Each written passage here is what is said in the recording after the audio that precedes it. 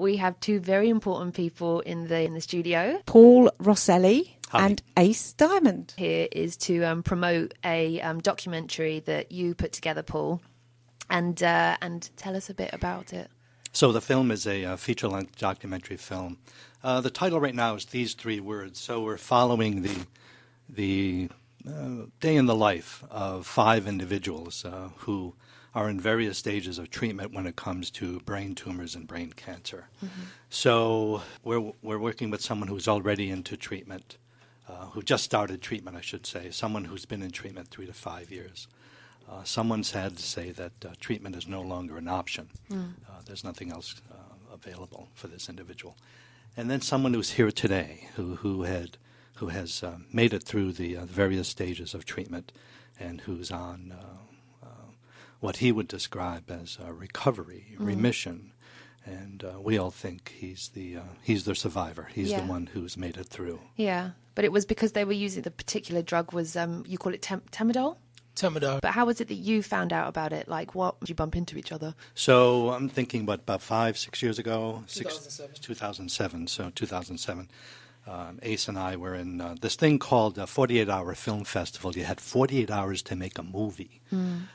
There was a bunch of people who got together. Actually, the other individuals who was here with us, Teresa Hillman, our associate producer, was also a part of that 48-hour film festival. I met Ace, and he told me this wonderful story about his life and struggles and what he was going through.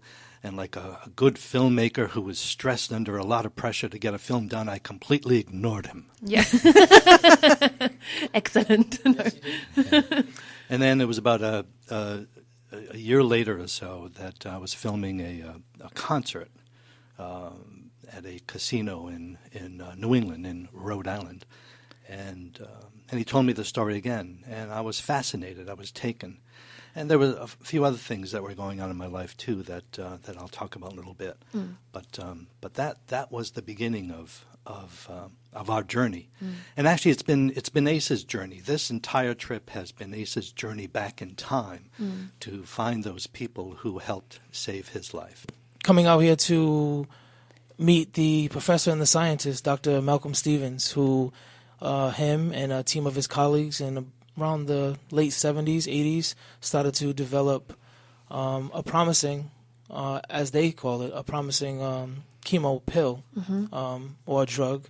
And the beginning stages of their testing, they did their first clinical trials in London, actually, and they found that the original strand that they were working on was curing their test animals, but not so much humans. When they went to human clinical trials in London, it seemed very toxic for them, so they didn't have a good experience in the beginning. But with the change of, as Dr. Malcolm Stevens would call it, cute molecules, he just adjusted it. Him and his colleagues adjusted it slightly and decided that it would probably be best if they backed off a little bit. They felt that they were giving it too much, and maybe if they came up with a different plan of doing it, very a short period of time, 5 days on every month and the rest of the month off, that maybe that would work, and that proved to be true. You must have felt like, what if it doesn't work, or did you think, no, the whole way through you were like, this will work and I'm going to be positive? How did you deal with it? My surgeon, Dr. John Duncan, who was actually able and very gracious enough to fly out here with his wonderful wife, Lisa, and actually sharing that experience and meeting the scientists like we were meeting him for the first time. And that was a surreal amazing experience, yeah. But actually, Dr. Duncan, my neurosurgeon, he's the one that came up with the plan and explained it to me after my second surgery, my second craniotomy, about how the treatment was going to go, the second surgery, and then we were going to do chemo and radiation for 6 weeks straight. Weekends off, and then take a month off, and then do 5-year plan after that, 5 days on, the rest of the month off. So I felt confident with him. He had such an aura about him that he made me feel comfortable with it. So you said when you met him, is he the one that you met? And he's the Dr. Duncan is the pediatric neurosurgeon that was blessed to come into my life, because he's usually doing children, and he had just been coming off his shift and happened to one of his interns. came up to him and had just, discussed that, a young man came into the ER and this is his scans and this is what we found. And he said, well, I want to meet this young man in the morning. And he came the next morning when they admitted me and he spoke to me. To Paul, Yes. what made you want to make a movie? Oh, a bunch of things. So the reason for making the movie was because of Ace. Was because of his story. It's not only because of his experience with drugs and doctors and emergency rooms and MRIs. How many MRIs have you had in the 7 years? You must 6 have years? had loads. I would say over 60. Over 60 MRIs. Wow. So and each one of those MRIs has its own issues and difficulties and waiting painfully for the results. So given all of that, there's also the music. Ace is steeped into music. The music of the 40s and 50s, music of the 60s and 70s, and today's music with his specialty rap, and I think we're going to hear some of that music later. Yes. So there seemed to be a good mix of human drama, human emotion. Not only that, but how people cope. Everybody who's listening has had somebody affected by this disease, and how do you cope with this stuff? It's a great. And this is the wrong way to say it, but I'm going to say it anyway. It's a great educational tool for all of us to figure out. So how do we cope with these things? How do we cope with tragedy, loss of whatever it is? So that was the main thrust of why make a movie. And you've also got other subjects, not just Ace, but there are other people involved that you're following their journeys as well. So even though there are 5 individuals who are we're looking for, or we want within the movie, I only have 4. We don't have the first individual, and the first individual looking for is someone who just got their diagnosis. What does that feel like? And for most who's listening today, they know what it feels like. But for the rest of us, how when you get that 2x4, imagine getting hit with something as so impactful as saying that you've got a brain tumor and it's not doing very well. So all of that is compelling for anybody who's going through any type of drama to find out how the rest of us feel, and I think that's important. Yes, it is very. So, but the thrust of it for Ace, and the reason we did this a number of years ago, I promised this kid. Excuse me for calling you a kid, but you are. But the reason I promised this kid that we would do this, that we would find some funds, get a schedule together, and come to the UK and track down Malcolm Stevens. This guy, and Ace said it really well. Without him, that drug, Temodor, in the U.S. it's called Temodor. In the U.K. it's called Temodal, has an L at the end of it or something. Again, just without him, that drug would not have been produced. We realize that more and more now after spending nearly a day with the gentleman and his wife, Valerie, that he was the reason that drug was made. Animal trials worked out really well. Clinical trials were toxic to humans. It just didn't work. And like any pharmaceutical company, if your human subjects are worse off from a drug than better, you want to pull the drug. At that point, Stephen said, "Hold on, I can fix it." And without it, millions of people would be suffering. Still, yeah. So it was an interesting experience, something that Ace and I have not talked about fully, but a really surreal experience to go back and actually visit and hold and hug and give this gentleman just an incredible smile that without him, his life would not have been saved. And that's all filmed. That's all going to be on the. It is, yeah. Sometimes, this opportunity for you to meet them. Yes. They don't always realise. And they mentioned that when we met with them a few days ago, they both have the similar spirit. Dr. Duncan hadn't seen me in 8 years since my last surgery, so he remembered parts of my diagnosis and the treatment after. But as we got to speak, and he knew my mother a lot more because she sent him plenty of fruit baskets and made plenty of phone calls to him in his office. So, and he remembered we did a reception for the film about 3 months ago in Rhode Island, and him and his wife, and they were down in the area, and they were gracious enough to come to that event. And when he saw my mother, he knew her automatically. But as we got to speak more and through emails about this process coming, across the pond, him and Paul actually spoke at the event, and Paul actually mentioned to him that, would he be willing to enjoy this experience with us? And he just... he was gracious to do it, and he was just like, "Oh my God, yes, we're gonna be going." Him and his wife did had other plans around this time, but they changed them to come here and share in this journey with us, and that was very special and gracious of them. Paul, Yes, the film you're doing, these 3 words, is privately funded, isn't it? that's correct. So how do you keep the funding going, or how do you manage to raise the funds? Sure. So we have some really special donors who've already helped us out to date. And we're looking for some more special people to help us out. So the film is a feature-length documentary film. So in the end, it'll be about a 90-minute to 120-minute feature documentary. Our funds are coming from foundation support. The Rhode Island Brain and Spine Tumour Foundation has given us some help. Some individuals have given us some help, and we're looking for more.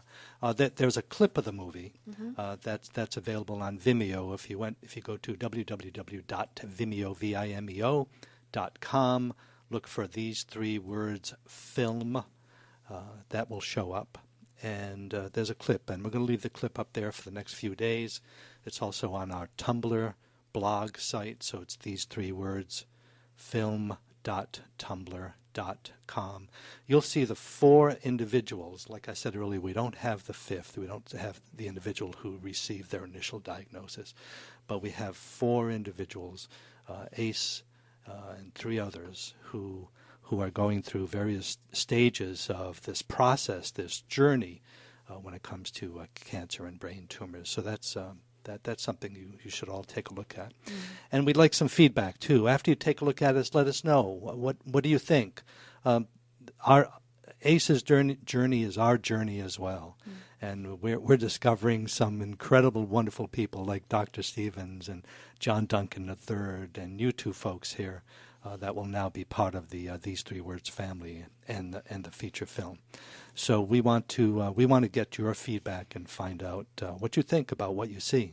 And one other thing that Ace didn't mention about Stevens was that this was the second time that a chemist, Professor Stevens, the creator of this drug, has ever met anybody who actually has used the drug that he created. He was reticent and almost shy about this whole process, but after meeting this wonderful man and talking with not only Ace but with Dr. Duncan, this individual became a character, and he's now he's not just some weird kind of scientist who locks himself in a room. He's this dynamic, wonderfully spirited, enthusiastic gentleman who is just warmed up to this whole idea of making his information known, and it was, and I know Ace will agree, it was surreal to see this change in this individual. So you see some of that in the film as well. Oh, lovely. No, I'm really looking forward to seeing Now, we your- haven't heard any of Ace's music yet. No, I've got one here Yes, now let's to do play it. for you. Let's do it. This one is the I've Come Too Far. Yes. Is that right? What's this one about? I have a few songs that I wrote about my personal experience, one called Life Go By, and then another one titled These 3 Words that I wrote about 3 years ago. Yes. But this one, when I sat down to write it, and the producer's name is Rafiq, he's from Rhode Island too, but he's doing wonderful things producing. But we came together, and I wanted to make a more universal song that, didn't really touch on my personal story or cancer in general. I wanted to make a song that, without explaining my story a little bit, but to make it more universal so that anyone going through anything could relate to coming too far and not giving up on anything, any of your dreams and your goals, or letting anybody interfere with that, and just keeping a positive attitude, and hopefully hopefully everybody gets that from this track. Oh, okay. Well, So. this is I've Come Too Far. Yeah, the beginning of a story. It's deep as I draw the timeline. Cause back when I was coming up, we never had enough, but mama made it alright. Got my sisters and my brother now, scattered around but together, you know we hold it down. Kings and queens rocking ruby diamond studded crowns, on fire like nobody, turn the oven down. I've come too far. I've come too far. I've come too far. I've come too far. Let it go. I've come too far. I've come too far. I've come too far. I've come too far. Let it go. Take it back to 14. Rap group with my boys from the hood. Talent shows made all the chicks fiend. Good years, but it wasn't what it seemed. So I had to break free, spread my wings, get with the truth that was me. So big, two brothers, so potential. Look at me now, look at me now. Was instrumental. I've come too far. I've come too far. I've come too far. I've come too far. Let it go. They've come too far. They've come too far. We've come too far. We've come too far. Let it go. My people's got me thinking real business like, why not? Trying to build a business, right? I know success breeds enemies, jealousy from leaders that would never really face. Through my affliction and my pain, the ones that stay close to my heart, they remain. They know. So in closing, let me say, it's looking real good in my life. That's why I pray. I've come too far. I've come too far. I've come too far. I've come too far. Let it go. I've come too far. I've come too far. I've come too far. I've come too far. Let it go.